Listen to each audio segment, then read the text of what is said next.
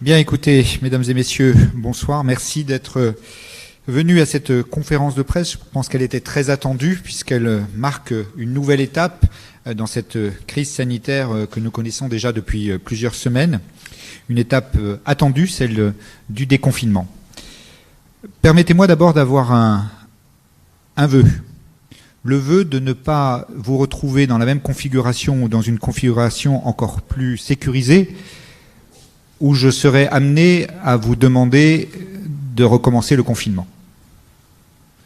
Je suis extrêmement direct. Tous les objectifs, tout le travail que nous avons fait et tous les engagements forts des Guadeloupéennes et des Guadeloupéens pour en arriver à la situation sanitaire que la directrice générale de l'ARS vous décrira tout à l'heure ne doivent pas être ruinés par des relâchements et une légèreté qui se traduirait par une recrudescence et un redémarrage de la pandémie. Donc concrètement, nous allons commencer à partir de lundi prochain cette phase de déconfinement. Cette phase de déconfinement, elle ne veut pas dire que l'on va revenir à la vie d'avant. Je crois qu'il faut être clair. Il faut surtout que l'on garde l'ensemble des mesures qui sont désormais bien connues, les mesures barrières, les distanciations. Et puis, il faut apprendre à vivre avec ce virus, parce que ce virus, il est encore là. Il est encore là sur notre territoire, et puis il est là dans notre environnement proche ou lointain. Donc, je décrirai l'ensemble des actions qui vont guider notre vie collective à partir du 11 mai prochain.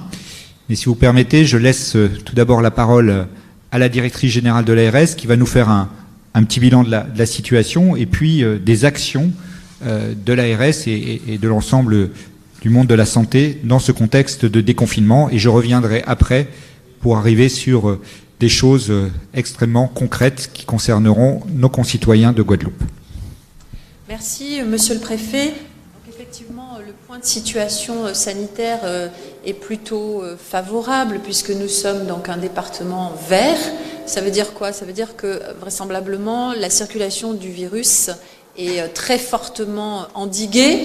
Je n'ose pas dire qu'il ne circule plus du tout puisque nous avons eu 3 cas quand même depuis les 15 derniers jours détectés, notamment 2 d'entre eux par les laboratoires de ville. Mais ça signifie que c'est très très sporadique, d'autant plus que ces 3 cas étaient des cas qui avaient des symptômes plutôt anciens.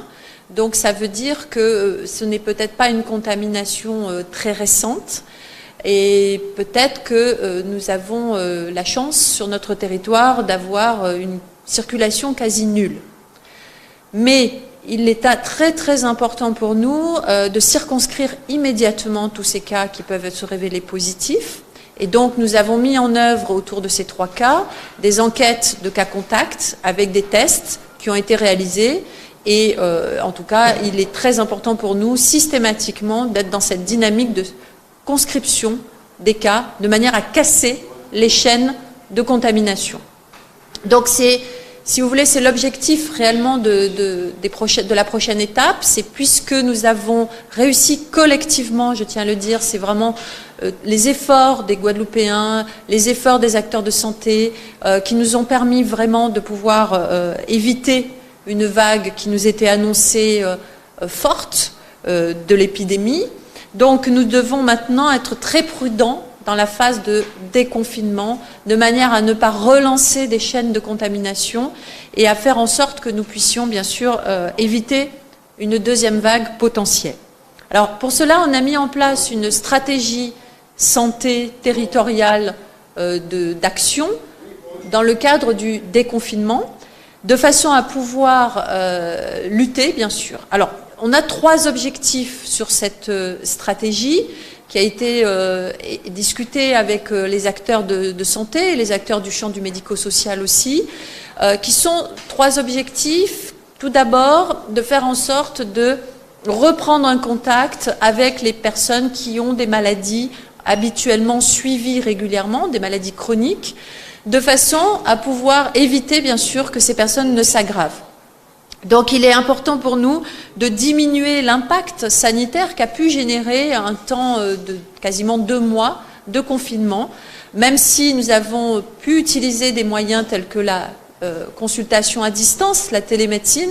Malgré tout, il y a peut-être des patients, et même très probablement des patients, qui ont attendu pour faire suivre leur maladie.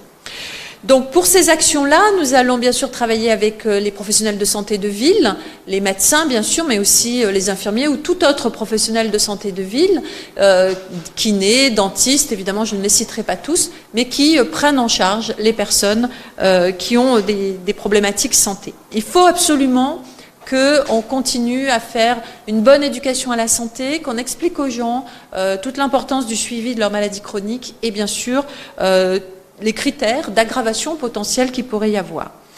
Il faut que l'on puisse aussi, bien sûr, continuer les dispositifs spécifiques qu'on a mis en place, comme par exemple la télémédecine, la téléconsultation, le télésuivi, qui ont été développés à grande vitesse dans le cadre de cette crise. Et l'objectif, c'est bien sûr de capitaliser sur ce qui a pu être mis en place. On souhaite aussi dynamiser la relation avec les professionnels de santé de ville, notamment par la formation, par l'organisation de webinaires. C'est ce que nous avons fait tout au long de cette crise et on trouve que c'est quelque chose qui marche bien et qui est assez efficace. Bien sûr, il faut qu'on travaille sur des prises en charge à domicile aussi, en lien avec les professionnels HAD, l'hospitalisation à domicile, mais aussi les services de soins infirmiers à domicile ou bien tous les infirmiers libéraux. Donc on vous a remis bien sûr un document qui vous décrit tout ça et qui vous permet bien sûr d'avoir un peu plus de détails. Il faut qu'on reprogramme l'activité hospitalière aussi, tout en ayant conscience qu'on pourrait potentiellement être amené à remonter en puissance sur l'organisation de crise. Et donc il faut qu'on ait une reprogrammation par priorité, mais à la fois en même temps prudente quant à notre capacité de ne pas saturer l'hospitalisation ou les lits de réanimation par d'autres patients que des patients coronavirus. Donc il faut trouver le juste équilibre. Il faut qu'on travaille au suivi des personnes les plus vulnérables, les plus fragiles. Pour cela, on a besoin de travailler avec la plateforme territoriale d'appui, par exemple, ou les MAIA qui sont en charge donc d'aider et d'appuyer en particulier tout ce qui est personnes âgées. Et puis, bien sûr, il faut que l'on continue à créer cette dynamique avec les EHPAD que nous avons mis en place dans le cadre de la crise. Et enfin, qu'on ait une remontée des difficultés. Alors, la commission santé-autonomie, bien sûr, dans le champ de la démocratie sanitaire, peut nous y aider, mais nous allons mettre en place aussi une adresse mail, par exemple, pour recueillir les difficultés. Alors, l'axe suivant, c'est un axe qui est plutôt dans le champ de limiter une nouvelle vague épidémique. Et là, bien sûr, nous avons 4 piliers. Le premier, c'est continuer à éduquer, notamment sur les mesures barrières. Ne pas croire que parce qu'on a un masque, on ne doit plus faire ces mesures barrières. Ne pas croire que parce qu'on met des gants, eh bien, on peut tout toucher sans jamais se laver les mains. Voilà, donc vraiment travailler sur la compréhension de l'utilité dans la vie quotidienne de ces mesures barrières. Bien sûr, il y a la notion de test, élargir au maximum les tests. Nous avons fait ça déjà depuis une quinzaine de jours. Nous avons élargi très très fortement les tests et aujourd'hui, nous sommes à 2000 tests effectués en cumul pour la Guadeloupe uniquement, et plus bien sûr ce que nous avons fait pour les îles du Nord. Et ces 2 dernières semaines, nous avons fait pratiquement 1000 tests. Donc vous voyez que nous avons, entre la première période et la deuxième période, accéléré très fortement. Et heureusement, nous n'avons trouvé que 3 cas positifs, comme je l'ai dit. Il y a la capacité de test qui donc sera, à compter de lundi, on fait les dernières mises au point techniques, sera de à peu près 1100-1150 tests par jour. Et nous avons les automates qui sont annoncés pour vraiment arriver sur le territoire normalement en début de semaine. Et donc nous devrions monter sans problème aux 1500 tests par jour que nous avions annoncés, voire plus. Ceci étant, à ce jour, nous n'avons besoin potentiellement au maximum que de 600 à 700 tests par jour, Guadeloupe et îles du Nord comprises. Ça ne veut pas dire qu'on n'aura pas besoin des 1500, en particulier lorsque les vols pourraient être réouverts, mais à ce jour, on n'atteindra jamais ces 1500 tests par jour en termes de besoins réels. Mais on aura cette capacité. Et ça, évidemment, ça nous donne un certain confort. Quant aux tests sérologiques, les tests sérologiques, la Haute Autorité de Santé a sorti des recommandations et a expliqué que c'était un test qu'il fallait utiliser avec prudence. Ce n'est pas un test qui nous donne un passeport immunitaire, dire voilà, je suis positif au test sérologique, donc je suis immunisé. Ce n'est pas le cas, d'une part. Et d'autre part, ces tests-là ne sont pas encore complètement finalisés en termes d'homologation par le Centre national de ressources. Donc, ils doivent être manipulés avec prudence, voire attendre cette homologation. Ceci étant, ils préconisent un complément au test PCR et donc nous mettrons bien sûr en place sur notre territoire aussi cette approche complémentaire. Enfin, il y a la surveillance épidémiologique et ça, on est déjà bien sûr dessus avec Santé publique France, avec les médecins sentinelles, mais on va poursuivre, voire renforcer cette surveillance. Et un autre bloc qui est essentiel, c'est la traçabilité des cas que j'évoquais tout à l'heure. Sur cette traçabilité, nous allons travailler à 3 niveaux. Premier niveau, ce sont les médecins de ville et les infirmiers de ville qui pourront nous aider aussi, bien sûr, pour bien identifier, d'une part, les personnes suspectes à tester, mais aussi, bien sûr, tout leur entourage. Nous avons un deuxième niveau qui est fait par l'assurance maladie, qui fera tout un travail de phoning, d'appel des cas contacts, et qui, par cercle concentrique, pourra étendre l'enquête à d'autres personnes. Et enfin, un troisième niveau qui est le niveau de l'ARS en lien avec Santé publique France, sur bien vérifier que les 2 premiers niveaux ont pu faire leur travail sans difficulté, mais aussi faire tout un travail lorsque les cas seront un peu complexes, en particulier avec des clusters, voire aller faire des prélèvements collectifs. Et pour cela, nous allons avoir aussi, au-delà d'une plateforme de riposte que vous connaissez, qui va se transformer un peu pour appuyer ce 3e niveau, nous aurons des équipes mobiles, soit de prélèvement, soit des équipes mobiles type un petit peu brigade de contact, qui pourront être envoyés dans les territoires pour aller voir chez les personnes si réellement ils peuvent faire leur convalescence chez eux ou s'ils ont des difficultés ou si les cas contacts ne demandent pas à être élargis. Donc ils auront, pour cela, on va, bien sûr, on a les réservistes sanitaires, mais on va travailler avec des personnes qui seraient volontaires en termes de vacations, par exemple, pourquoi pas des infirmiers libéraux, mais aussi en lien avec les travailleurs sociaux, avec les CCAS, voire bien sûr en lien avec les mairies et toutes personnes qui nous conseilleront, tels les pompiers par exemple. Nous allons bien sûr, donc nous avons déjà cette capacité-là, mais nous allons monter en puissance en fonction des besoins que nous pourrions avoir. Et nous proposerons des lieux d'hébergement alternatifs, c'est-à-dire que c'est des hôtels qui sont, avec lesquels nous avons conventionné, de manière à proposer aux personnes qui le souhaitent de ne pas faire leur convalescence à la maison pendant les 14 jours, mais de pouvoir aller dans ces logements alternatifs s'ils estiment que chez eux c'est compliqué de s'isoler ou s'ils sont auprès d'une personne fragile à la maison et que ça les inquiète évidemment beaucoup. Et puis le dernier objectif, c'est d'assurer un effet, je dirais, un petit peu accordéon, c'est-à-dire être en mesure à la fois de redescendre pour le système de santé dans un fonctionnement plus normal, mais en même temps d'être en mesure, dans des temps très courts, 24, 48, 72 heures, de remonter par palier vers une organisation de crise. Donc pour cela, moi j'avais donné une autorisation exceptionnelle de réanimation à la clinique des Eaux Claires. Donc je la maintiens pendant au moins toute la période de l'état d'urgence sanitaire, ce qui ne veut pas dire qu'ils sont aujourd'hui activés, mais ce qui veut dire qu'ils sont activables dans les maximum 72 heures, ces lits de réanimation à la clinique des Eaux Claires. Nous allons aussi maintenir le dispositif dérogatoire donc des praticiens à diplôme hors Union européenne. Et pour cela, l'objectif, c'est de pouvoir recruter des personnes, enfin des praticiens, des médecins étrangers, sous réserve, évidemment, que les établissements de santé en fassent la demande et que les personnes puissent avoir les compétences requises et une maîtrise de la langue française, évidemment, suffisante. Et puis enfin, vous voyez sur les lits de réanimation, sur le document qui vous a été remis, c'est que nous avions prévu la capacité de monter, je vous l'ai déjà dit à plusieurs reprises, à 75 lits de réanimation. Mais nous avons, à l'occasion de cette première vague, activé uniquement 54 lits de réanimation, puisqu'on n'a pas eu besoin de plus, heureusement. Nous allons redescendre à 44 lits de réanimation, c'est-à-dire 39 qui restent au CHU et 5 au CHBT. Nous étions, je vous le dis, avant la crise, à 27 lits de réanimation. Donc l'idée, c'est de rester au-dessus de la situation précédente, donc à 44.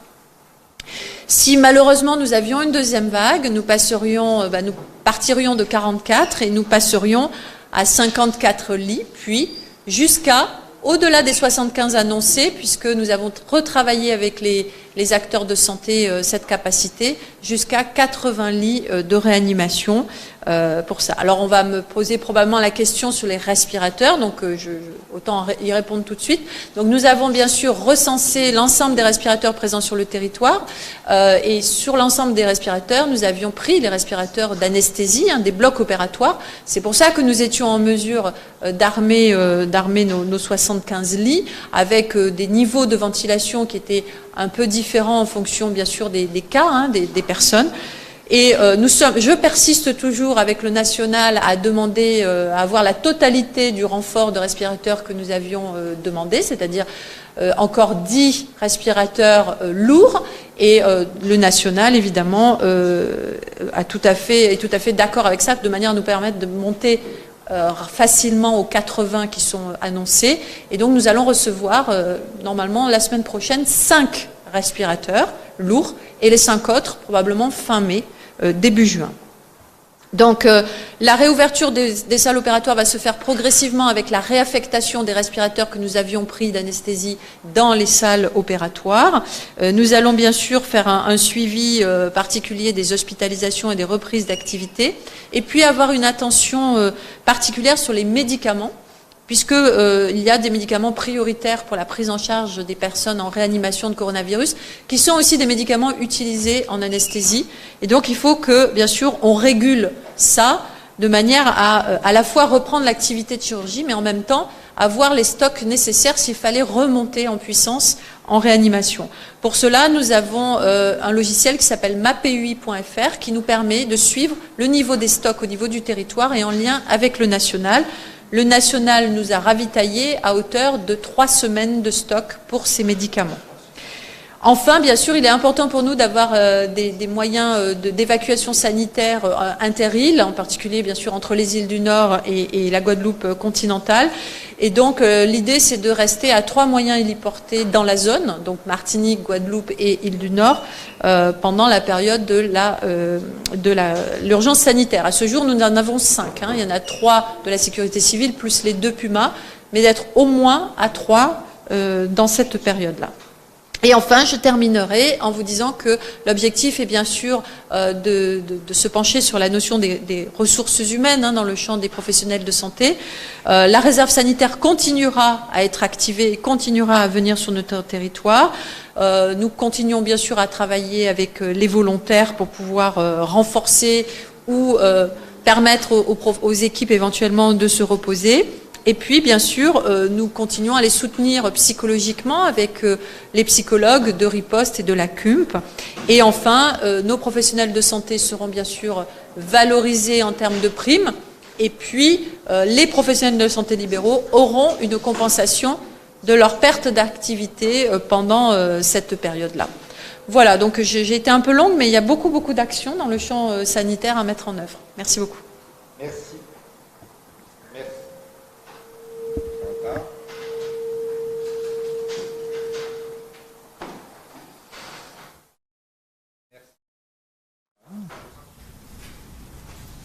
C'est bon? Oui, c'est bon. Merci Madame la Directrice Générale. Je vous propose que les questions arrivent à la fin. Là maintenant, je vais vous présenter rapidement ce qui va changer à partir de lundi prochain pour la vie quotidienne, et puis ce qui va être par contre maintenu ou qui évoluera. D'abord, ce qui va changer fondamentalement, c'est la liberté de circuler. à partir de lundi prochain, vous pourrez vous déplacer en Guadeloupe, sur l'ensemble du territoire de l'archipel, sans avoir à justifier de ce déplacement, c'est-à-dire sans attestation et sans devoir justifier et être arrêté et devoir justifier pourquoi vous êtes en déplacement. Deuxièmement, vous pourrez vous déplacer parce que il va y avoir des ouvertures de lieux qui accueillaient du public et qui étaient pendant toute la période de confinement fermés.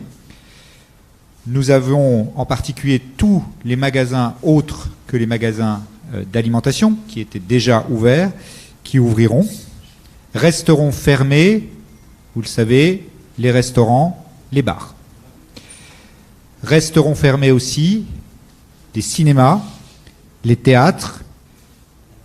Par contre, ouvriront les médiathèques, les bibliothèques et les petits musées, on va dire plutôt d'une manière générale les musées. Sur notre territoire de Guadeloupe, tous les musées pourront rouvrir. On pourra librement aussi circuler en forêt, donc les forêts seront de nouveau ouvertes, ainsi que dans les parcs et les jardins.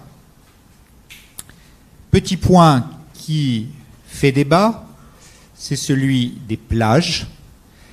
Donc, vous savez qu'il a été abondamment, en tout cas, discuté, et qu'on est arrivé à ce compromis que je viens d'ailleurs de expliquer aux élus avec qui nous étions, avec la directrice générale pendant 2 heures. La règle sera désormais la suivante. Je vous rappelle qu'on avait interdit l'accès aux plages, et donc, de facto, à la mer. Et concrètement, je pourrais lever cette interdiction à la demande des élus qui la formuleront, cette levée d'interdiction, sous réserve naturellement aussi, et les élus en étaient d'accord dans les échanges que nous avons eus, que nous définissions exactement les modes d'accès et les activités qui pourront être menées. Je ne vous donne pas les détails parce que ça pourra varier d'une ville à l'autre. On peut imaginer, par exemple, que dans un premier temps, la mer sera accessible pour ceux qui veulent aller nager, puisque vous avez vu, les activités sportives individuelles sont désormais libres. Qu'on puisse aussi ouvrir la mer pour des aspects sanitaires. J'ai eu des demandes reconventionnelles, par exemple, de kinésithérapeutes qui utilisent la mer pour des personnes âgées ou des personnes qui ont eu des accidents. Donc voilà, on va définir ça avec les élus, mais l'idée, elle est clairement pas de rouvrir subitement et brutalement l'ensemble des plages pour avoir des grands rassemblements, parce que je vous le rappelle, et c'est le point qui reste là d'actualité, les rassemblements de plus de 10 personnes sont proscrits. Nous allons faire ça. Nous allons prendre le temps avec les élus, d'autant que, avant de rouvrir l'accès à la mer, il faut que la directrice générale de l'ARS, qui est à côté de moi, fasse procéder par ses services à une analyse des eaux de baignade, puisqu'elle n'a pas été faite de manière régulière pendant la période du confinement. Donc, on espère en tout cas que dans les 10 jours qui viennent, on pourra avoir peut-être certaines plages, mais je rappelle, l'initiative viendra des élus, et ils devront m'apporter aussi les éléments pour s'assurer que derrière, tout se passera de la meilleure manière qui soit. Les salles de sport, les salles des fêtes et les salles polyvalentes restent fermées. S'agissant des lieux de culte, je vous rappelle que pendant toute la période de confinement, ils étaient restés ouverts, même si j'ai cru comprendre par les échanges avec les différents cultes que souvent ils avaient été fermés, mais normalement ils pouvaient rester ouverts. Par contre, et ça reste d'actualité, les cérémonies, et en particulier les cérémonies funéraires, sont limitées à moins de 20 personnes. Les cimetières qui étaient fermés pourront ouvrir.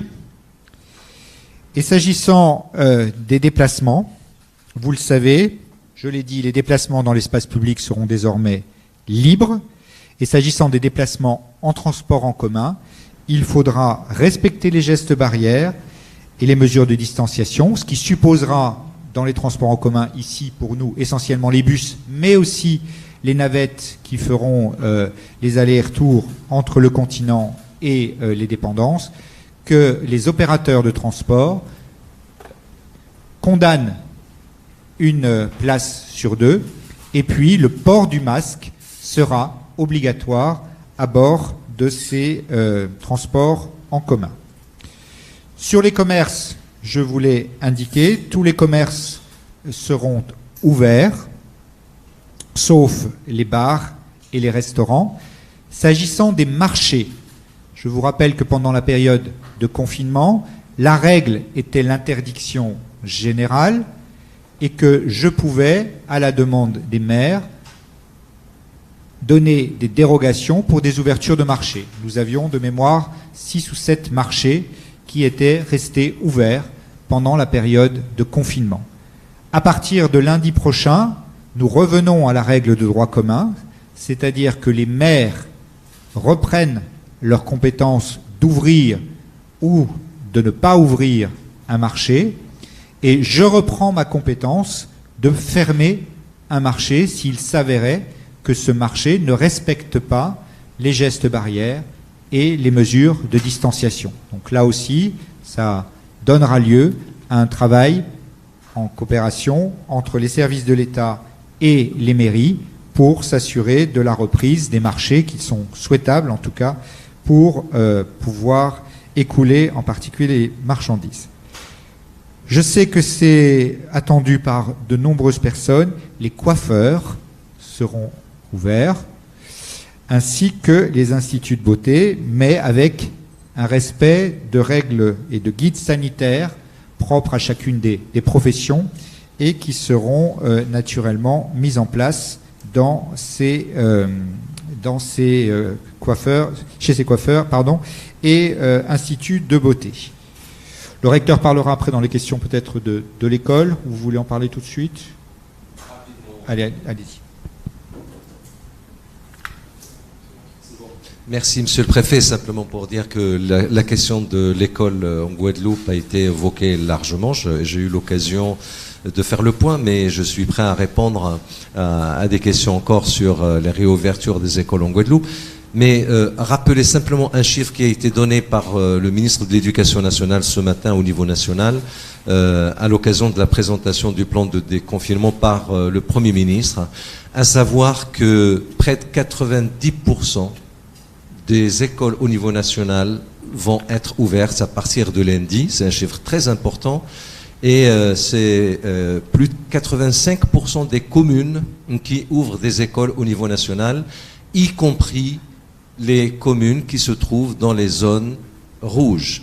Donc vous voyez bien que ça nous amène à la situation actuelle. Dans notre académie, heureusement, nous avons une coloration verte. Ça veut dire tout simplement que peut-être nous avons plus de raisons de devoir ouvrir nos écoles à nos jeunes en Guadeloupe. Merci Monsieur le recteur. Je finirai avant de parler des dispositions propres à la Guadeloupe. Rappeler sur les transports, je l'ai déjà dit, les dispositions qui seront en vigueur. Sur le sport, je l'ai déjà évoqué tout à l'heure, seuls les sports individuels à l'extérieur étaient désormais possibles dans le respect naturellement des règles de distanciation sociale. Par contre, les sports individuels à l'intérieur, en particulier dans les gymnases, les piscines, les sports collectifs et de contact et les sports collectifs professionnels ne seront pas en tout cas autorisés. Alors, je finis par les mesures spécifiques de confinement propres à la Guadeloupe. La première, c'est celle du couvre-feu qui sera maintenue, mais sur des horaires plus réduits, de 21h à 4h du matin. J'ai évoqué déjà les marchés avec la règle. J'ai évoqué aussi l'accès aux plages. Alors, je finis. J'étais en train de dire que pendant le confinement, j'avais été amené à prendre un arrêté interdisant la location de gîtes et de chambres d'hôtes. Ce sera désormais de nouveau possible à compter du 21 mai, qui sera le jeudi de l'Ascension. La quatorzaine stricte qui est imposée à l'arrivée à toute personne qui arrive sur le territoire de la Guadeloupe sera maintenue jusqu'au moins au 1er juin prochain. Et dans ce contexte-là, les étudiants qui souhaitent revenir en Guadeloupe sont invités à s'inscrire sur la plateforme qui a été ouverte par la délégation interministérielle, outremersolidaire.gouv.fr. Et nous organiserons avec le ministère des Outre-mer le retour au pays des étudiants qui sont en Guadeloupe avec 2 cas de figure. Une partie d'entre eux pourront faire leur quatorzaine dans un hôtel pas très loin de Roissy et prendront un avion une fois avoir été testés, et un avion qui sera dédié qui leur permettra de revenir en Guadeloupe. Et puis les autres, ceux qui ne relèvent pas en particulier de l'ADOM et qui prennent des billets normaux, viendront au fil du temps et en tout cas jusqu'au 1er juin seront amenés à faire leur quatorzaine dans les hôtels qui sont dédiés. Dernier élément, les liaisons avec les dépendances. Vous savez que pendant le confinement, on a eu une continuité territoriale qui a été assurée soit par la voie aérienne avec Marie-Galante, soit par la voie maritime avec les Saintes et la Désirade, mais avec naturellement des rotations revues énormément à la baisse. Donc nous sommes en relation depuis quelques jours avec les différents maires concernés pour définir avec eux la volumétrie, la fréquence des rotations à mettre en place à compter du 11 mai, mais de manière naturellement très progressive, et je serai très à l'écoute de ce qu'ils voudront mettre en place, sachant que nous avons un autre acteur aussi qui devra être pris en compte, ce sont naturellement les opérateurs de ces transports maritimes entre le continent et les dépendances. Voilà, je crois que j'ai fait à peu près le tour et nous sommes à votre disposition pour répondre aux questions que vous voudrez bien nous poser. Juste une précision concernant les tests dont vous avez parlé, en disant que vous avez une machine qui sera opérationnelle à compter de la fin de semaine prochaine, c'est bien ça? Pour les 1500, vous avez annoncé un chiffre de 1150 à compter de lundi et 1500 quelques jours après, c'est bien ça? En fait, à partir de lundi, on sera à 1150 à peu près. L'objectif, c'est d'augmenter encore avec des automates, des petits automates qui seront livrés au niveau donc nous avons jusqu'à 1150 tests possibles par jour à compter de lundi. Tout ça pourquoi? Parce qu'en fait nous avons, Monsieur le Préfet a réquisitionné l'appareil du CIRAD, c'est l'appareil PCR du laboratoire vétérinaire qui est en cours de qualification et qui sera donc prêt pour lundi. Donc c'est pour ça qu'on monte encore par rapport à cette semaine à lundi à 1150. Nous allons aussi recevoir des automates et donc il est prévu d'avoir un automate par exemple au CHBT, un automate à Marie-Galante et aussi dans les îles du Nord supplémentaires, et donc ça nous permettra facilement de monter jusqu'à 1500 tests par jour que nous avons prévus. Et ça, ces automates devraient arriver dans la semaine prochaine. La procédure pour être testé, toujours la même, notamment avec l'ouverture des écoles. Oui, la procédure pour se faire tester, c'est une prescription médicale. Donc, si vous avez quelques petits symptômes ou que vous avez été en contact avec quelqu'un connu pour avoir eu le coronavirus, vous allez voir votre médecin et vous en discutez avec lui et il décidera de l'opportunité de prescrire le test. Mais il y a aussi des tests qui seront faits de manière collective. Par exemple, dans le cadre d'un cas suspect fortement, soit parce qu'il a des signes cliniques très forts, soit parce qu'il a un scanner évocateur, soit parce qu'il a un test bien sûr positif. Et nous serons amenés à faire des tests tout autour des personnes qui auront été autour de cette personne-là. Et par exemple, dans un EHPAD, ou dans un cadre d'un cluster, c'est-à-dire par exemple dans une commune, si on imagine, il y a eu 1, 2, 3 cas dans la commune, on va être assez large sur les tests. Dans une entreprise, par exemple, est-ce que ça reste toujours un acte individuel? Est-ce que par exemple, dans une entreprise, il y a un soupçon? Est-ce qu'un responsable peut demander à ce qu'un personnel soit testé? En fait, dans les entreprises, si quelqu'un est effectivement est suspect et testé positif, à ce moment-là, l'entreprise, la médecine du travail, va prendre en main cette enquête en lien avec nous autour de la personne dans l'entreprise, et on peut être amené à faire des tests collectifs dans l'entreprise. Donc c'est pour ça qu'il faut une personne qui serait positive, il faut absolument qu'elle signale à son employeur qu'elle a peut-être été testée en dehors du champ de l'entreprise, et il faut qu'elle signale bien sûr à l'entreprise qu'elle a été positive. Oui. Non, parce que je pense que je vois la question que vous posez et je vais voir si j'y réponds correctement. Un employeur ne peut pas imposer des tests à ses salariés. Ça fait partie dans les nombreuses circulaires dont nous sommes abreuvés ces jours derniers, c'est un des points qui a été abordé. Oui, voilà, on peut pas imposer, mais en revanche, s'il y a un cas effectif avéré, on va le faire dans le cadre des cas contacts. On va demander à toutes les personnes autour de bien vouloir faire le test de manière à pouvoir éviter une chaîne de contamination. On peut le refuser, oui, bien sûr. Est-ce que les frontières restent fermées pour les îles Caraïbes? Oui. Alors, pour la Martinique, bonne question.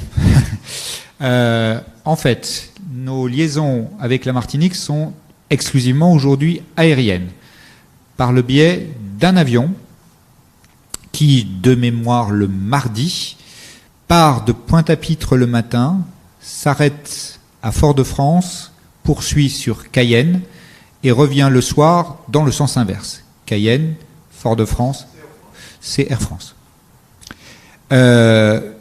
Aujourd'hui, nous avions d'un commun accord, les 3 préfets, décidé de soumettre à quatorzaine stricte en Martinique et en Guadeloupe, et en quatorzaine, comme nous le faisions avant en Guadeloupe, en quatorzaine sur engagement et à la maison, les passagers qui venaient respectivement des trois territoires. L'évolution de la cinétique fait que même si nous sommes les meilleurs, ça ne vous étonnera pas, il y a quand même des petites différences. Et il y a en particulier entre Martinique et Guadeloupe, on est meilleur que la Martinique, c'est normal, mais il y a quand même, on est à peu près aligné. Par contre, petit souci du côté de la Guyane, où vous avez vu, il y a des clusters, il y a des choses. Non. Donc voilà, moi je suis prêt à ouvrir l'espace entre Martinique et Guadeloupe. Je suis un peu moins prêt à l'ouvrir aujourd'hui avec la Guyane. Donc nous sommes en discussion, les 3 préfets, et nous vous donnerons le résultat des courses très prochainement pour savoir si, en particulier, il n'y a plus de quatorzaine entre Fort-de-France, Pointe-à-Pitre et Fort-de-France. J'ai pas bien compris ce matin ce que le ministre a dit concernant les habitants de nos régions. Est-ce qu'en arrivant en France, nous sommes... Non, le Premier ministre, qui a été repris après par le ministre de l'Intérieur, vous a dit que dans le texte de loi, il est prévu que des dispositions puissent être activées pour que toute personne qui arrive sur le territoire de la République, que ce soit ici, alors après, non, je vais aller en métropole, donc dans le cas, un vol Pointe-à-Pitre métropole, ou un vol dans l'espace Schengen, une ville qui m'est chère, Budapest-Paris, il est prévu qu'on puisse activer la mise en quatorzaine des gens qui arrivent sur le territoire. Et le Premier ministre a fait après un sort particulier aux Outre-mer pour dire que dans les Outre-mer, et il a parlé aussi de la Corse sous réserve aussi de l'avis des élus, puisqu'on a un statut, vous le savez, particulier, on garderait le principe des quatorzaines strictes telles qu'elles sont mises en œuvre en Guadeloupe, en Martinique et à La Réunion. Voilà, donc je résume ainsi. Aujourd'hui, nous maintenons le système de quatorzaine stricte sur notre territoire, peut-être plus, et que nous ne voulons pas importer de nouveaux cas sur ce territoire. Voilà. On le sait très bien, les cas zéro qu'on a eu ici, ils venaient de l'extérieur. Ils ne sont pas tombés du ciel. Ce n'est pas endogène. Donc aujourd'hui, nous ne voulons pas prendre le risque, c'était le petit joke que je vous ai fait au début de mon intervention. Je ne voudrais pas vous retrouver dans quelques semaines pour vous dire, demain les gars, on referme tout. Donc il faut que nous soyons prudents et que aujourd'hui nous arrivons à l'être avec ces quatorzaines strictes parce que nous avons 2 vols principaux qui arrivent par semaine, que ça fait bon an mal an pour une quatorzaine complète à peu près 300 personnes, ce qui est déjà très très lourd à gérer. Parce que je le répète, il ne s'agit pas simplement de conduire ces gens dans un hôtel, d'ouvrir une chambre, de les mettre dedans et de venir les rechercher 14 jours plus tard. C'est pas ça. Pour ces 300 personnes, il y a à peu près 100 personnes qui sont sur le pont. Et je les en remercie, des associations de sécurité civile, la Croix-Rouge, la Protection civile, qui sont là pour accompagner tout ça. Donc aujourd'hui, nous arrivons à gérer avec 300 personnes, parce que nous n'avons que 2 avions par semaine. Quand nous aurons 5 avions par jour, vous voyez bien qu'on n'y arrivera pas. Donc il faudra sans doute trouver d'autres voies et moyens. C'est toutes les réflexions que nous avions aussi tout à l'heure avec les élus, qui ne sont pas évidentes. Et pour autant, il ne faut pas aujourd'hui que nous fragilisions notre territoire en faisant revenir le virus. Il n'y a pas de quatorzaine. Il n'y a pas de quatorzaine, comme il n'y a pas de quatorzaine dans le sens Budapest-Paris, ou dans le sens ailleurs Paris. Pardon ? Ça a fait l'objet d'un échange avec les élus qui spontanément, et nous avons complètement été en phase sur ce sujet-là, ont estimé qu'il fallait que nous soyons extrêmement prudents dans la progressivité du déconfinement. Nous avons vu qu'avec ce couvre-feu, d'abord, j'ai pas l'impression qu'il ait pesé beaucoup, parce que les gens se plaignent plus de ne pas avoir l'accès à la mer que du couvre-feu. Pour la bonne et simple raison que les bars, les restaurants, tout ça est fermé, et que normalement, voilà, on rentrait chez soi et on était confiné. Donc j'ai l'impression, en tout cas, que ça ne pesait pas autant. Par contre, c'était extrêmement important dans la lutte que nous avions contre le virus, parce que nous l'avons bien vu, les rares personnes qui enfreignaient ce couvre-feu étaient plutôt des jeunes gens. Moi, je l'ai vu de mes yeux vus, j'ai fait plusieurs sorties avec la police et la gendarmerie, que ce soit à la campagne ou dans nos villes, des jeunes gens qui se croyaient complètement à l'abri de ce virus. Et donc, il faut que nous continuions là aussi, progressivement, que nous desserions quand même pourquoi est-ce qu'on passe à 21h et à 4h du matin pour rendre d'abord la circulation plus libre pour ceux qui iront faire leurs courses après avoir travaillé, parce que j'ai oublié de dire, pardon, à partir de lundi, on retravaille pour ceux qui ne peuvent pas travailler par le télétravail, ce qui est quand même une grande majorité sur nos territoires. Et donc, il faut redonner un petit peu de souplesse pour que les gens aillent faire leurs courses et puissent rentrer chez eux sans risquer d'être arrêtés. Et puis le matin, vous savez qu'on embauche aussi très tôt ici, donc que les gens à 4 heures du matin puissent aussi aller travailler. On ne va pas maintenir ce couvre-feu ad vitam aeternam, mais encore une fois, d'un avis unanime des élus que j'avais, parce que on avait les parlementaires, mais aussi les présidents de PCI et les maires, dès la semaine dernière, ils m'ont dit non, il faut qu'on soit prudent, qu'on y aille doucement, et donc on va maintenir encore pendant quelques jours ce couvre-feu. Il y a une question qui a été votée. Est-ce que les collèges vont réouvrir? C'est la première question. Qu'est-ce qui est prévu pour les parents qui voudraient quand même faire leur enfant à l'école? Est-ce que les écoles réquisitionnées vont accueillir des enfants qui ne sont plus des classes de ça? Attendez, monsieur le recteur, avant que vous ne... Réquisitionner, je vous en prie, je sais que ce mot fait fantasmer beaucoup de gens, on ne réquisitionne pas des écoles. J'en réquisitionne quand il s'agit de redonner de l'eau, parce qu'il y a de l'eau dans les communes, dans les écoles. Mais on ne réquisitionne pas des écoles. Pardon, monsieur le recteur. C'est important de préciser, effectivement. J'ai le sentiment qu'il ne marche pas, mon micro. Merci, monsieur le préfet.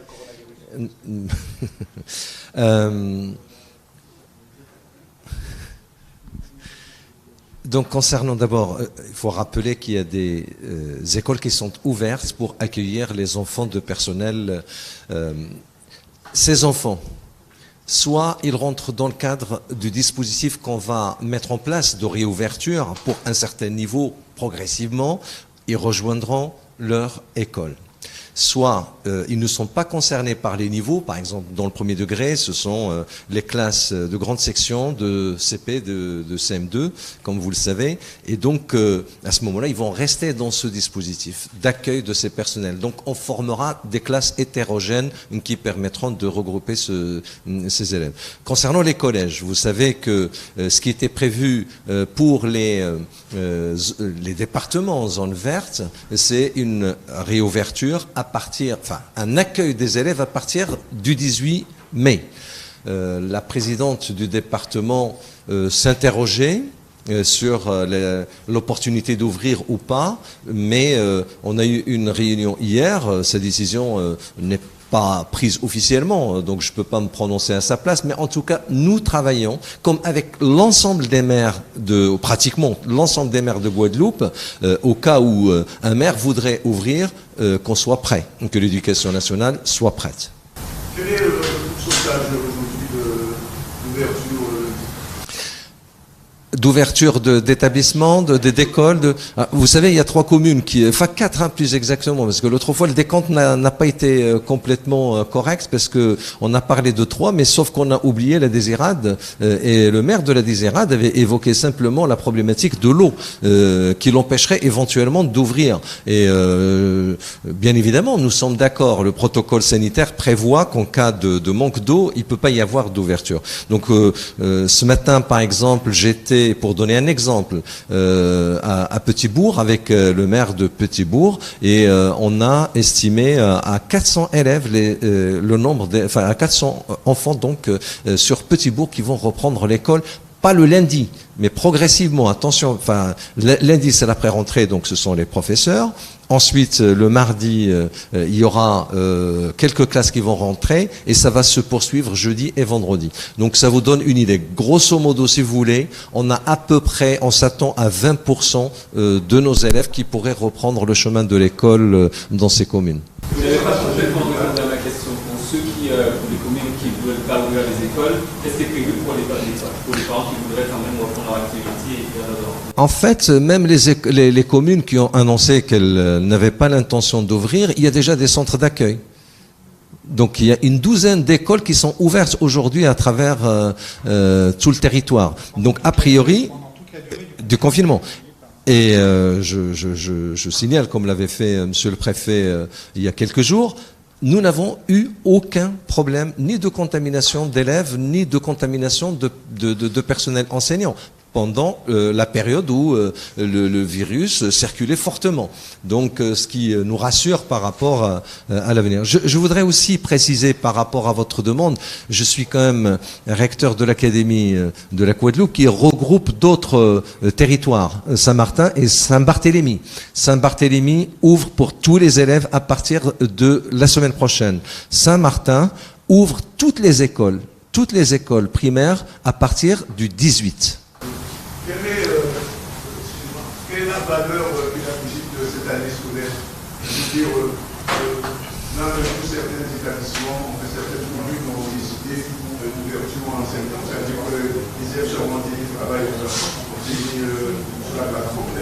Quelle est la valeur pédagogique de cette année? Alors, vous avez raison, vous pointez un problème, c'est que quand on regarde le nombre de jours manqués, dans notre académie en 2019-2020, vous avez d'abord la période de grève qui était liée aux retraites, la période de grève qui était liée aux suppressions de postes qui sont quand même liés à la baisse des effectifs dans notre académie. Tout cela représente à peu près un mois et demi.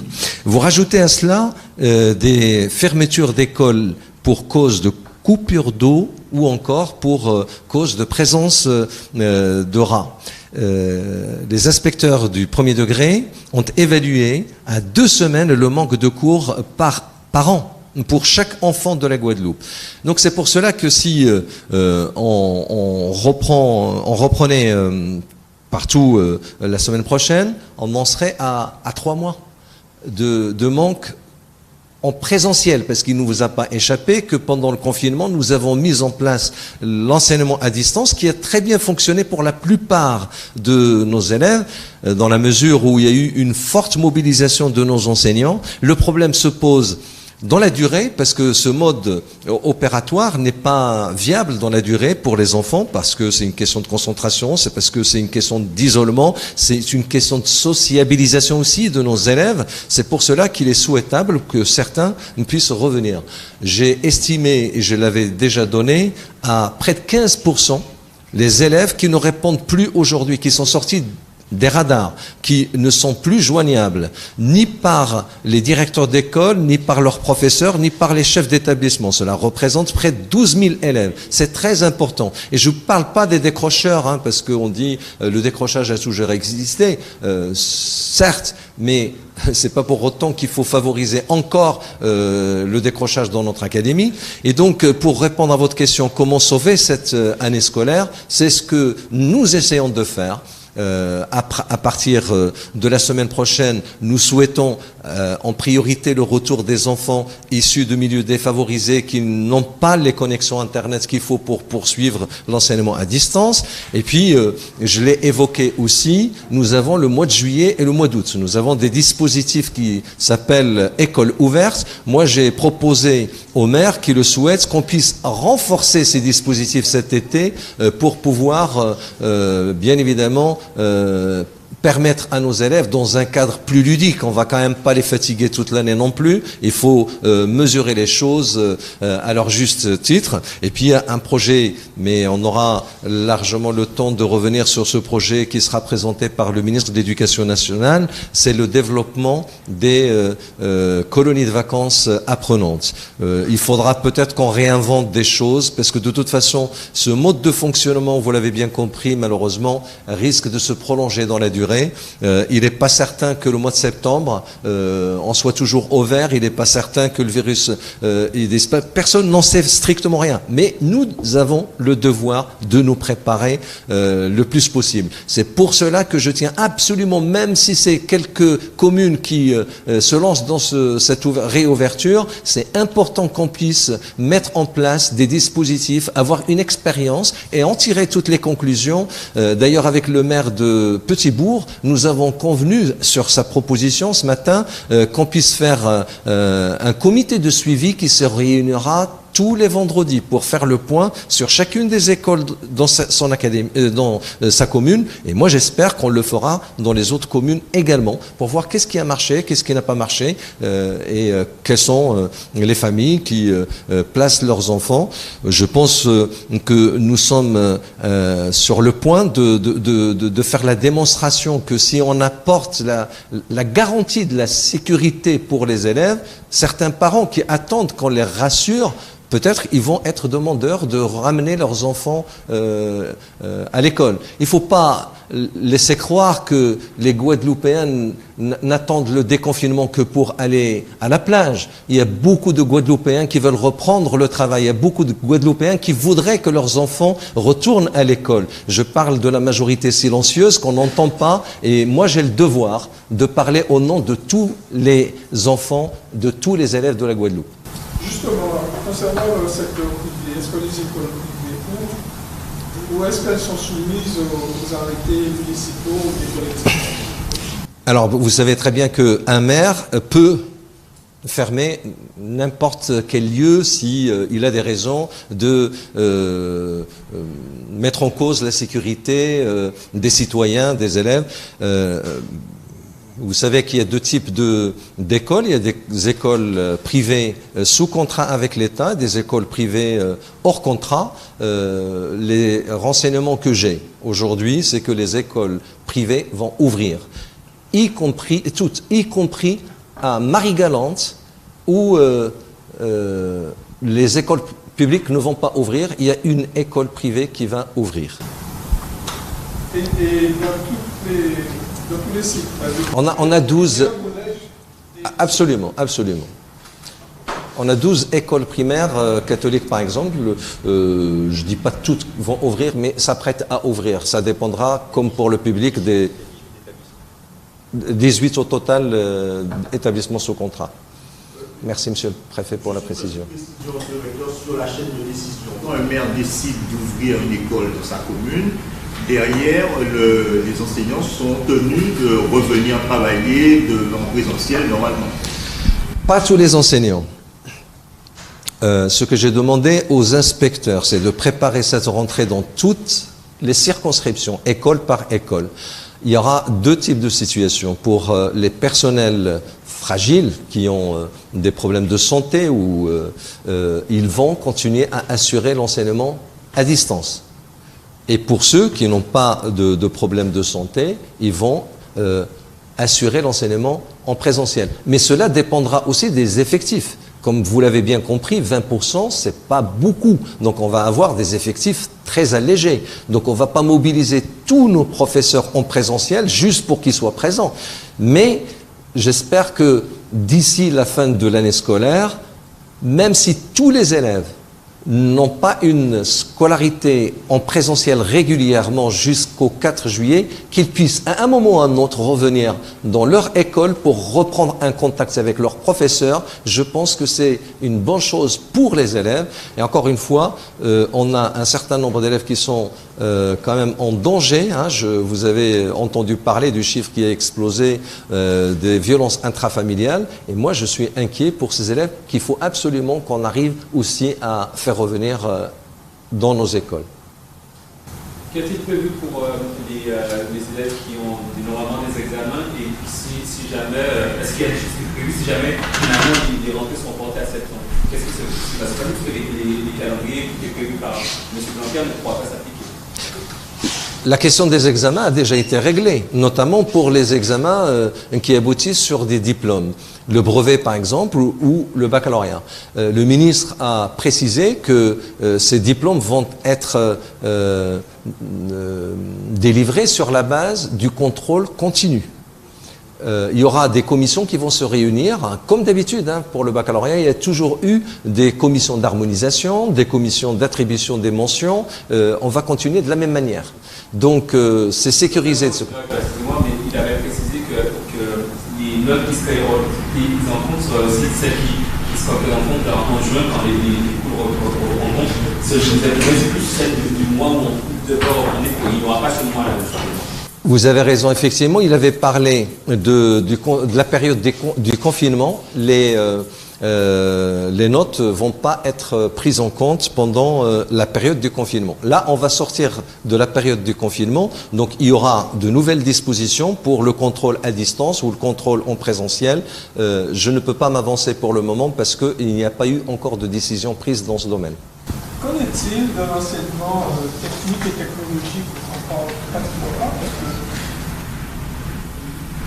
L'apprentissage avec des machines-outils, du matériel scientifique, etc. Il ne peut pas se faire, il ne pourra pas se faire visiblement avant septembre. Qu'est-ce qu'on va faire? Alors, c'est vrai, c'est un sujet, mais malheureusement, il y avait d'autres sujets aussi qui étaient sur la table. Le gouvernement a décidé de prendre une décision concernant les formations professionnelles donc au lycée au mois de mai pour une réouverture début juin et la priorité justement sera donnée aux formations techniques. Oui. De la rentrée dans les CIME. Je pense, Madame la directrice de l'ARS, allez-y. Alors, sur les IME, et pas que les IME d'ailleurs, et puis il y a d'autres structures médico-sociales du type MAS, par exemple, qui sont concernées. Nous avons fait hier une audioconférence avec tous les organismes gestionnaires de ces structures-là pour pouvoir réfléchir avec eux sur la mise en œuvre de cette reprise dans ces structures-là. Ils doivent nous produire un plan de reprise des activités, respectant bien sûr les mesures barrières, etc. Normalement pour demain, enfin en tout cas on va se dire que pour le début de la semaine, et ensuite on va pouvoir examiner ces plans avec les tutelles autres que l'ARS, qui peuvent être l'éducation nationale ou le conseil départemental en fonction des structures, et à partir du moment où on aura validé ces plans, ils pourront les mettre en œuvre. Très clairement, ce qu'ils nous ont dit, c'est que la plupart ont continué à être en relation avec les élèves et avec les parents, parce que vous savez qu'un enfant handicapé, pas que d'ailleurs les adultes aussi, sont des personnes qui vont à un moment donné avoir un niveau de régression qui peut être important. C'est-à-dire que si depuis longtemps on ne les stimule pas, on ne les forme pas, on ne leur donne pas des activités, il peut y avoir une forme de régression, tout comme d'ailleurs pour les enfants, et en particulier chez les jeunes enfants. Moi j'ai le champ aussi de la santé mentale dans mon domaine. On m'a signalé très clairement que les petits-enfants qui sont restés confinés, qui ne vont plus à l'école, il y a beaucoup de troubles du comportement. Alors, il y a probablement un lien avec les violences intrafamiliales, etc. Mais il y a aussi des troubles du comportement parce que l'enfant n'est plus, je dirais, sociabilisé. Il y a une certaine désociabilisation qui se fait. Donc, pour les enfants handicapés, d'autant plus. Donc, les professionnels de santé ont gardé un contact assez fort, soit en visio, en télésuivi, soit certains sont même allés à domicile pour pouvoir traiter, je dirais, des cas individuels. Et donc, ils sont très favorables à une reprise de ces structures-là, d'autant plus que la plupart du temps, elles sont petites et qu'elles ont des capacités à mettre en place des organisations un petit peu spécifiques. Mais très clairement, nous attendons leur plan de retour d'activité de manière à pouvoir les valider. Dernière question, ça concerne la plaisance. Est-ce que les activités de plaisance, à savoir est-ce que les gens pourront reprendre leur bateau pour quitter la Guadeloupe, pour aller au autre île ou simplement faire un aller-retour sur les 5 îles? Bonne question. À ce stade, non. C'est pas prévu dans les dérogations que je peux mettre en œuvre, mais pour autant, vous posez une question à laquelle le préfet de la Martinique et moi-même nous sommes extrêmement attentifs. Pour vous donner un ordre d'idée, je crois qu'entre Martinique, ça doit être à peu près 700 plaisanciers qui sont là, mais bloqués. Nous, on en a à peu près 300. Et il faut qu'ils puissent repartir, et en particulier qu'ils puissent repartir avant la saison cyclonique, qui va arriver très très vite. Donc là, nous avons fait remonter ça à Paris pour qu'on puisse trouver les voies et moyens de les faire repartir. Certains repartent, on a eu un départ ce matin d'ailleurs, dans des cargos.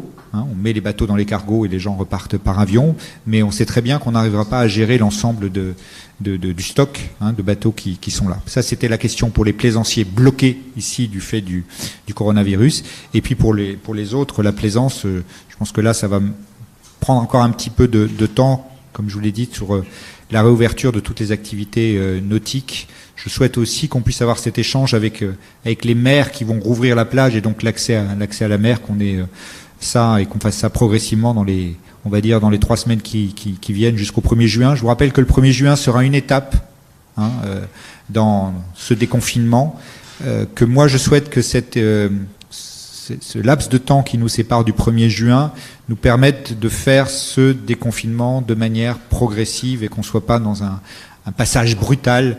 Vous l'avez vu d'ailleurs, le relâchement, il est déjà certain et visible dans la rue depuis une dizaine de jours. Il faut surtout pas qu'on ait je prends toujours cet exemple, le syndrome Miami, que vous avez tous vu sur les écrans, où du jour où quasiment de la minute où le gouverneur de Floride a annoncé que qu'on pouvait retourner sur les plages et tout, on a eu des foules folles qui faisaient d'ailleurs et qui prenaient des risques phénoménaux alors que le virus circulait encore beaucoup. Donc moi, il faut qu'on soit prudent collectivement.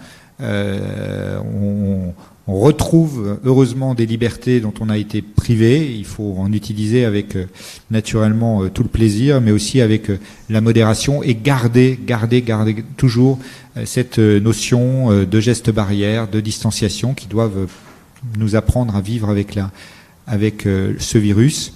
Un point qui n'a pas été abordé, je crois, Madame la Directrice Générale, mais est important, c'est de la bonne utilisation des masques aussi, parce que c'est pas parce qu'on a un masque qu'on a une assurance tout risque.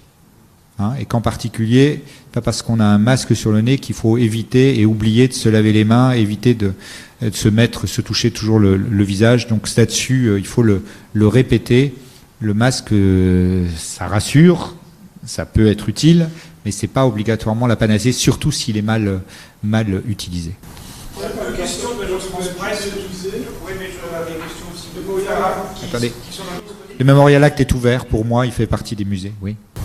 On a deux questions de l'agence France Presse. Une, à savoir si des Antillais guadeloupéens souhaitaient se rendre cet été en métropole. Est-ce qu'ils devront rester à 100 km autour de Paris une fois qu'ils auront atterri? Ah oui, ils seront soumis aux règles qui seront en vigueur à cette époque-là. Moi, je sais pas faire Madame Soleil. Hein. Je sais pas vous dire comment on sera au mois de septembre, au mois de juillet. J'espère seulement qu'on ne sera pas dans un reconfinement. Attendez, vous avez encore une autre question ? Est-ce qu'à partir de quand on pourra aller à la rivière ? Là, la rivière, c'est quelque chose aussi que je vois avec les maires. Hein, pour l'instant, on reste sur la disposition, pas d'accès aux rivières, pas d'accès à la mer, et ça va être débloqué commune par commune. Je souhaite qu'on soit là prudent. Oui, bonjour, concernant Saint-Martin, il y a une frontière. Qu'en est-il pour la circulation ? La frontière aujourd'hui, elle est depuis 1648, c'est la première fois qu'elle est fermée comme ça, et heureusement qu'elle est fermée comme ça parce que ça a permis du côté français de Saint-Martin de juguler et d'arriver à franchement une cinétique qui est appréciable, alors que du côté de Sint-Maarten, les choses sont plus compliquées, donc on maintient en tout cas cette fermeture aujourd'hui. Non, mais dans 3 semaines, il y en a il y aurait obligatoirement une circulation. Pourquoi ? Non, moi, encore une fois, je vous le répète, comme je vous l'ai dit pour le mois de juillet, c'est la même chose que pour dans 3 semaines. Moi, je suis pas Madame Soleil. Ce qui est important de comprendre entre les deux parties, c'est que pour nous, il est important de se dire que tout dépend de la cinétique de l'épidémie. Si les deux côtés ont un même niveau de cinétique quasi nul, ou enfin très très bas, on pourra se permettre. Mais si un côté est déséquilibré par rapport à l'autre, ouvrir forcément fera des vases communicants. Et dernière chose par rapport à l'aéroport, c'est la question des entrées sur les territoires, qui est une question que Monsieur le Préfet a évoquée et que nous sommes en train de travailler. 90% des marchandises et 80% des passagers qui atterrissent ou qui arrivent sur le territoire de Saint-Martin passent par Sint-Maarten. Ça, c'est ce qui se passe, c'est dans la vie d'avant. Aujourd'hui, je crois qu'il faut qu'on soit extrêmement prudent. La cinétique, je parle sous le contrôle de la directrice générale de l'ARS, même si elle n'est pas responsable pour Sint-Maarten, n'est pas la même, loin de là. Et donc, il faut qu'on soit particulièrement prudent, d'autant que, pardon, je m'occupe de votre secteur, on a, vous le savez très bien, on n'a pas toute la panoplie dans l'offre de soins à Saint-Martin. Les Covid plus graves de Saint-Martin, ils viennent en Guadeloupe, voire en Martinique, hein, puisqu'on en a en Martinique. Donc encore une fois, l'interconnexion, elle est pas anodine. Petite précision. La quatorzaine pour voyageurs qui arrivent de Paris, elle s'applique à tout le monde, y compris les soignants qui arrivent en Guadeloupe. Je vous renvoie à mon arrêté qui est d'une clarté limpide. Peuvent être exonérées de la quatorzaine les personnes, en particulier les personnes du secteur de soins, en charge de la gestion de la crise, les personnes handicapées ou les personnes qui présentent des pathologies qui nécessitent qu'elles soient suivies par des médecins. On en a eu plusieurs, hein, parce qu'on a, vous le savez, pas mal de gens qui rentrent de métropole après avoir subi voilà. Mais on analyse, la directrice générale de l'ARS et ses services, les cas médicaux. Elle me fait des propositions en ce sens. On analyse les cas aussi des personnes qui viennent ici pour concourir d'une manière ou d'une autre à la gestion de la crise. Et en dernier ressort, c'est moi qui dis oui ou non. Voilà. Et jusqu'à maintenant, je pense qu'on est resté très rigoureux et qu'on s'en félicite. Si je peux juste compléter, donc effectivement, tout cas médical, dans le sens malade du terme, est examiné systématiquement par les médecins de l'ARS et en dernier lieu, l'exonération est validée par ma directrice générale adjointe ou moi-même qui sommes aussi médecins et ensuite on donne notre avis à Monsieur le Préfet qui prend sa décision. Pour les professionnels de santé, s'ils viennent, ils rentrent ici et qu'ils ne s'engagent, enfin ils ne vont pas être en activité, ils sont comme tout le monde, hein. C'est pas la nature, être professionnel de santé, qui fait qu'on est exonéré.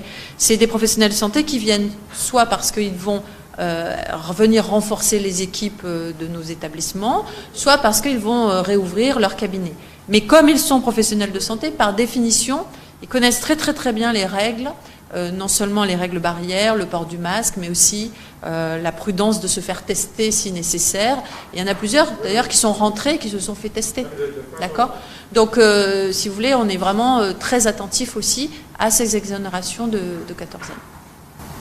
Voilà, on va passer une dernière question, et après on va passer aux interviews parce qu'il y a certains de vos confrères qui ont des impératifs horaires avec le journal. C'est une question pour le recteur et pour madame de l'ARS. Qu'est-ce qui va se passer pour les recteurs, pour les concours de manière générale ? Les lycées sont fermés Non, les lycées seront ouverts pour les concours de manière générale. Ils seront organisés en respectant la distanciation physique, y compris même pour ceux qui doivent être confinés. Là, c'est un autre type de confinement pour les concours. Le CROUS mettra à disposition des lycées des chambres supplémentaires pour que les élèves se trouvent dans des conditions sanitaires exigeantes. Et pardon de faire toujours du juridisme, les établissements scolaires n'étaient pas fermés. Ils ne sont pas fermés. Ils n'accueillent pas d'élèves. Non, mais c'est monsieur le recteur, grande différence. Et d'ailleurs, ils en accueillaient des élèves, et en particulier les enfants, des personnels en charge de soins. Dans la liste des personnes décédées, tenu compte des personnes qui ne sont pas en CHU. Si nous avons la preuve qu'une personne est décédée du coronavirus, même en ville, évidemment que ces personnes-là, on peut les comptabiliser. On a eu des cas de personnes qui ont été évoquées comme suspectes dans leur décès. Et donc, j'ai demandé à ce qu'on analyse un petit peu les conditions. On a même eu 2 cas où on a fait des prélèvements post-mortem qui sont revenus négatifs.